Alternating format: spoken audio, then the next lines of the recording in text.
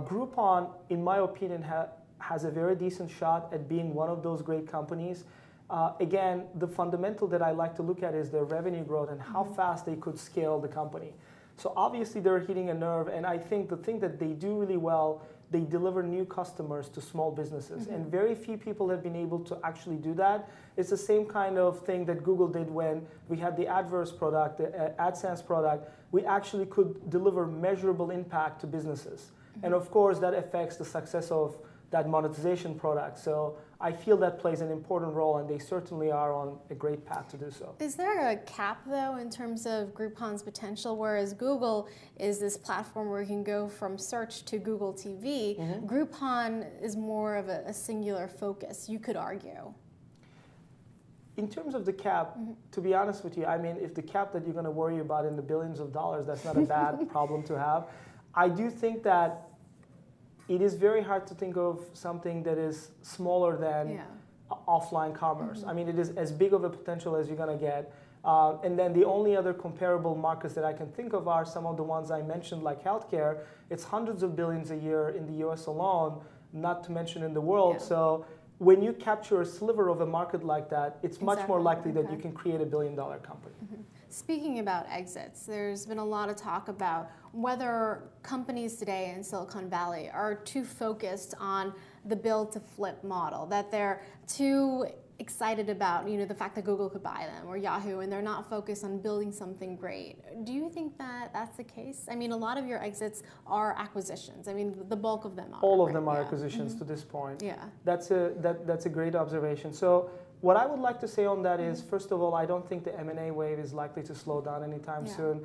I feel like companies, Google, Microsoft, Apple, they're producing a lot of cash. They're in competitive markets. They're kind of treading into each other's territory. They have product holes to fill. As we've been observing, they've been acquiring companies at a pretty fast pace.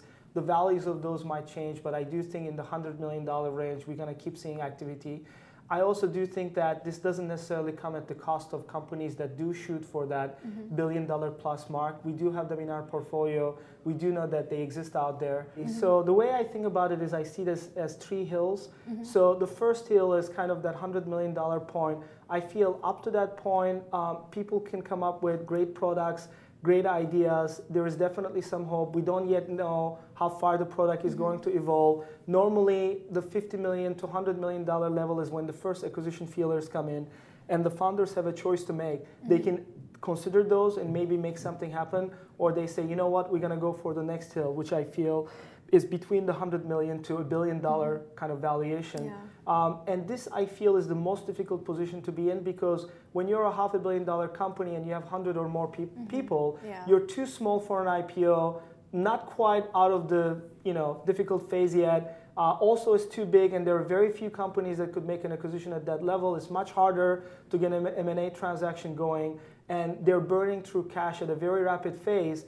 And I feel that's the riskiest, most exposed position for a company.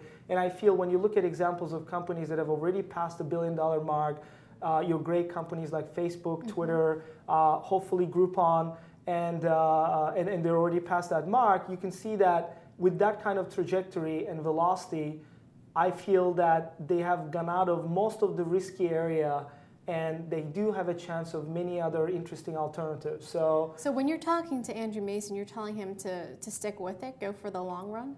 That's Andrew's decision to make, to be honest with you. Have you talked to him about that? I have not. Okay. I have not. Yeah. What would you do if you were in his position? I think in his position, it's looking very interesting, and I think given what they're doing also in mobile, I'm very excited about what they're doing, and they should stick to it. I think there's a lot more that they can do.